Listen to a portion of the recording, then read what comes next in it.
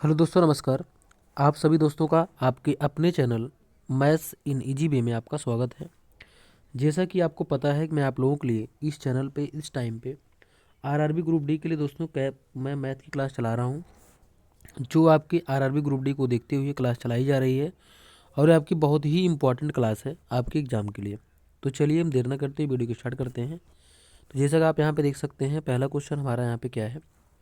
इसमें यहाँ पे कह रहा है श्रृंखला 12 9 12 19 26 33 डॉट डॉट में 10वीं संख्या क्या है, ये हमको यहाँ पे बताना है।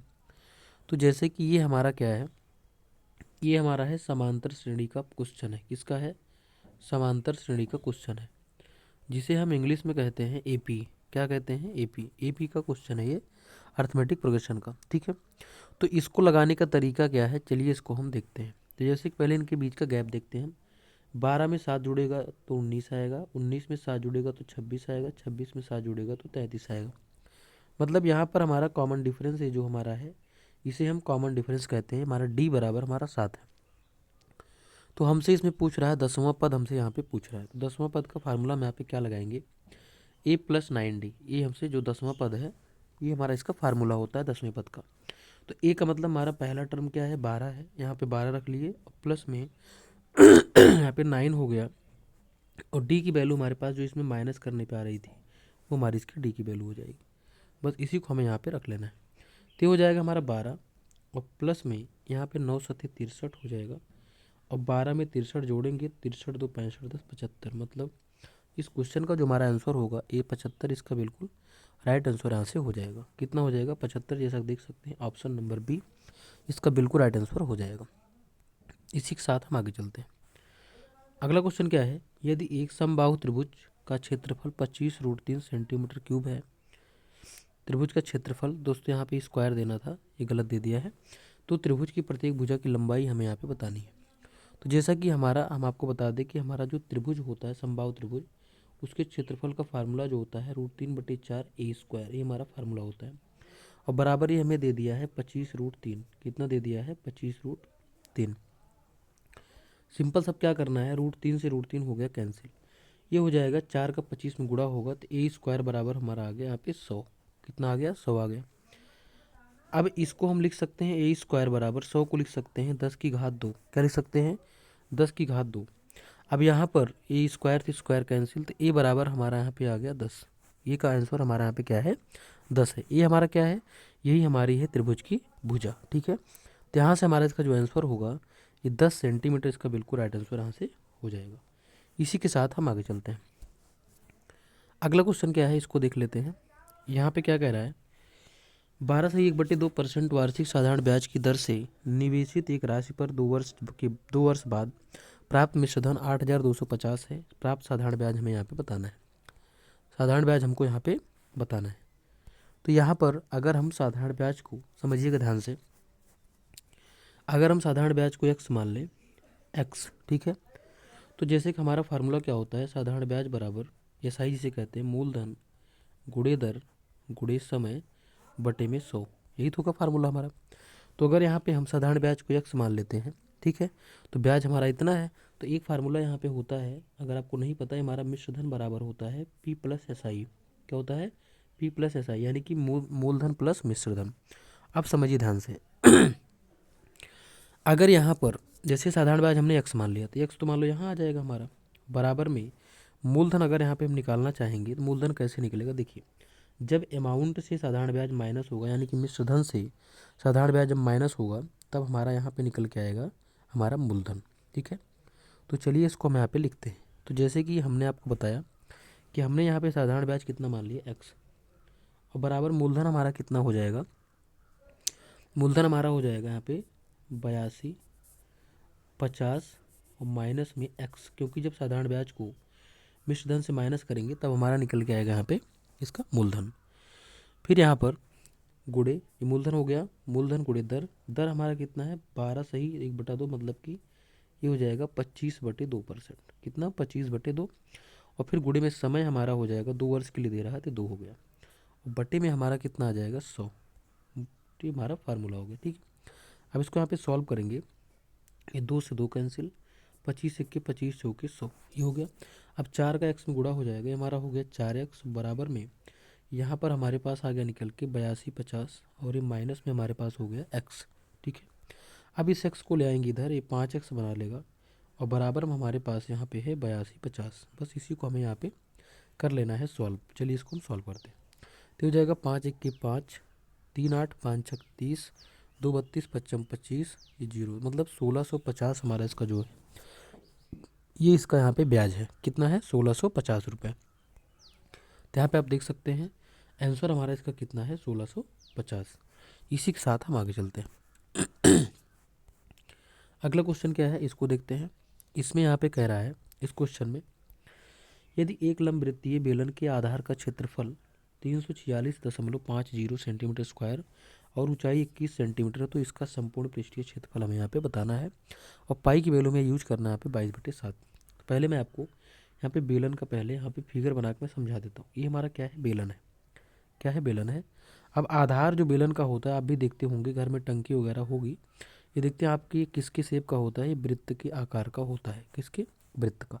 तो ये जो हमें क्षेत्रफल दिया है ये हमें दिया किसका? वृत्त का क्षेत्रफल दिया है। ठीक है, क्योंकि आधार का क्षेत्रफल बोला हुआ है।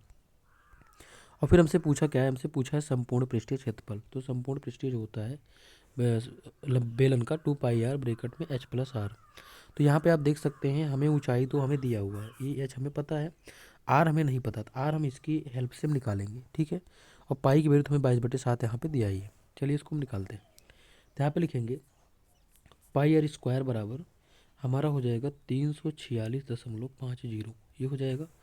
अब जैसा कि यहाँ पे हमने देखा कि हमें यहाँ पे वैल्यू दे रखा है किसकी? पाई की, तो हो जाएगा 22/7 r² बराबर में 346.50। चलिए इसको हम कैंसिल करके देखते हैं क्या है कैंसिल होगा।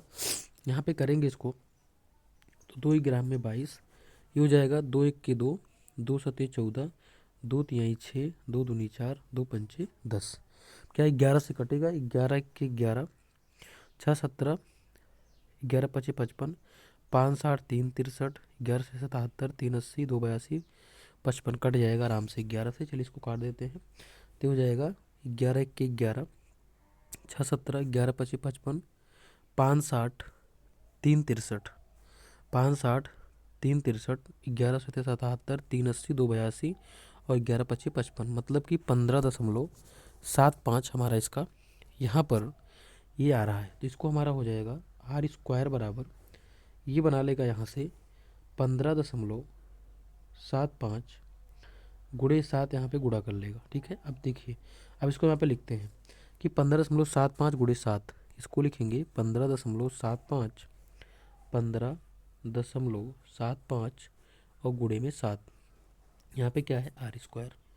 अब इसको हम लिख सकते हैं 15.75 गुणे 7 बटे में हमारा हो जाएगा 100। ठीक है, ये r² हमारा यहाँ पे बना रहेगा। अब इसको हम सिंपली क्या करेंगे, ये 1575 का आपको करना पड़ेगा गुणनखंड। ठीक है, तो 1575 का जब आप गुणनखंड करेंगे तो 3 से तो कटेगा नहीं, 3 5 कट जाएगा, तो इसको 3 से काटते हैं। 3 5 15, 3 दूनी 6, 3 5 15, 3 से फिर कटेगा, देखते हैं इसको। 3 1 के 3 कट जाएगा, 3 1 के 3, 3 1 के 3, 2 3 7 21, 3 5 15, फिर 3 से देखते हैं, नहीं कटे, 5 से कटेगा, ये हो जाएगा 5 3 15, 5 3 15, 55 25, अब ये हो गया 5 7 35, 7 आ गया। अब इसको जब लिखेंगे हम समझिएगा ध्यान से, अब ये r इधर जाके क्या बना लेगा? स्क्वायर, इसका रूट बना लेगा। तो जब रूट बनाएगा यहाँ पे तो इसका जो निकल के आया हमारा इतने का, ये निकल के आया 3 गुणे 3 गुणे 5 गुणे 5, 3 गुणे 3 गुणे 5 गुणे 5 गुणे 7 और एक साथ यहाँ पहले से था। ठीक है, और बटे में इस 100 को लिख सकते हैं 10 गुणे 10। ठीक, अब समझिए हुआ कैसे। एक जोड़ा यहाँ से आ जाएगा, एक जोड़ा यहाँ से, एक जोड़ा यहाँ से, कितना हो गया? 5 3 15 और 15 25 75 और ये 10 आ जाएगा। 75/10 कितना हो जाएगा? 75/10 हमारी किसकी वैल्यू आ गई? r की। तो यहाँ पे हम लिखेंगे r बराबर 75/10। अब इसको सॉल्व करेंगे थोड़ा सा, तो हो जाएगा 5 15 में 75, 5 दूनी 10, यानी कि 15/2 आया। कितना आया? 15/2। ये हमारा r निकल गया है। अब यहाँ निकाल लेते हैं संपूर्ण पृष्ठीय क्षेत्रफल 2πr ब्रैकेट में h+r, मान रखेंगे 2 पाई की वैल्यू 22/7, आर की वैल्यू हमारे पास आ गई है 15/2 और ब्रैकेट में एच ऊंचाई हमें दिया है 21 और प्लस में आर हमें दे दिया है 15/2। बस आपको कुछ नहीं करना है, बस इसी का कैलकुलेशन आपको अच्छी तरीके से कर लेना है, ठीक है। इसका कैलकुलेशन आप कर लेंगे, आपको यहाँ से इसका आंसर मिल जाएगा।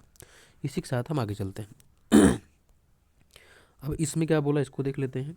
यदि एक व्यक्ति 5 रुपये में 6 पेंसिल खरीदता है और उन्हें 6 रुपये में 5 पेंसिल की दर पर बेचता है तो प्रतिशत लाभ। यहाँ पे आपको सिंपल क्या करना है, ये क्वेश्चन आपका होमवर्क में है और आप कमेंट में ज़रूर बताइएगा इसको आंसर।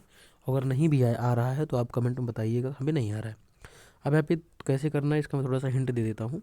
पहले आपको क्या करना है, जैसे ए हमें 5 रुपये में जैसे 6 पेंसिल 5 रुपये में खरीदता है, इसका CP दिया है यानी क्रय मूल्य।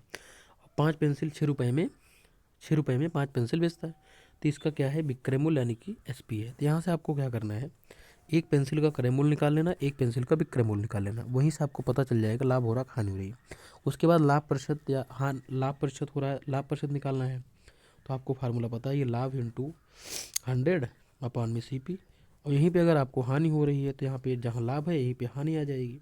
बस आपको ये फार्मूला यूज करके आपको क्वेश्चन को सॉल्व कर देना है। तो आप लोग अगर अभी तक हमारे इस मैथ EV चैनल को सब्सक्राइब नहीं किए ज़रूर कर लें, क्योंकि दोस्तों इस पे आप लोगों के लिए कॉम्पिटिटिव एग्जाम के लिए मैथ की क्लास चलाई जाती है, जो आपके एग्जाम पॉइंट ऑफ व्यू से मोस्ट इंपॉर्टेंट क्वेश्चन इसमें लाए जाते हैं। तो आज के लिए इतना ही, बाकी मिलते हैं नेक्स्ट वीडियो में। नमस्कार।